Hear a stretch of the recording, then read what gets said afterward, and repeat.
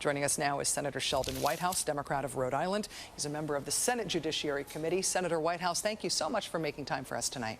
I'm glad to be with you, Rachel. Thank you for having me. Your colleague in the Senate, Claire McCaskill, said yesterday on television that her reaction to learning that Jay Bybee had ended up as a federal judge was, and I quote directly here, "Yikes." Do you share Senator McCaskill's worry about Judge Bybee? Well, since I'm on the Intelligence Committee and I've been familiar with these ins for some time, I don't have the sense of surprise that the yikes would indicate, but I think her concerns are very justified. Do you think that it's possible that an impeachment inquiry is warranted in this case, if only because the circumstances that are known of Judge Bybee's career are now so different than when the Senate voted on him in 2003? It is certainly possible that an impeachment inquiry is warranted, but I think that decision should probably wait until the Department of Justice's Office of Professional Responsibility finishes its investigation into the Office of Legal Counsel and all of these opinions. They've been working on this for, I would say, more than a year now, and I expect it will be a very thorough report. And with that in the offing, I think it can't be more than a few weeks away.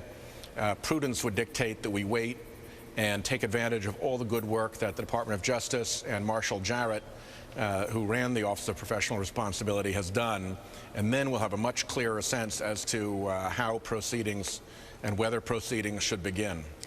As I understand it, the Office of Professional Responsibility inquiry, the reason that we haven't seen that yet is because the investigators took time to allow the people who they were reporting on to respond to that report before it is released. Does that seem like appropriate due process, or does that seem like it might be a little soft to you?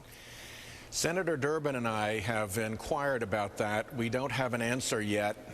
My understanding is that that is not the traditional way that OPR acts. You do have the chance, as the subject of an OPR inquiry, to present a defense, but I've never heard of a case in which somebody's actually been entitled to become a co-editor of the opinion or write a chapter in it. It's not clear, because we haven't seen the opinion, whether that actually happened. This may have been their chance to make their defense. Yet another reason why I think it's worth waiting until this OPR opinion comes out. Does it sorry, go ahead, Senator. I was just going to say, there's every expectation every reason to believe this will be a devastating opinion. On the issue of both taking a reckoning of what has happened in the past, but also moving forward, and the White House has been very firm in its stance that they want to look forward and not back.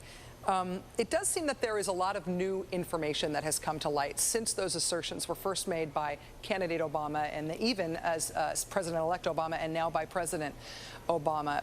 Does it seem like enough new information has come to light that there ought to be a wholesale new inquiry, perhaps starting in the Senate Judiciary Committee? I think Michael Isikoff earlier was dead right. The White House has a strong political imperative to reassure the people of America that they are working as hard as they can on getting us out of the economic ditch that the Bush administration drove us into. People are suffering in Rhode Island and across the country, and to have the president be focused in that area is exactly, I think, the right message for them to send out. But it's a completely different question when it's the Department of Justice looking at whether the evidence is in place for a criminal prosecution. And I think generating that evidence is important. We have Senate Intelligence Committee investigation underway. We have the President's Special Task Force looking at this question.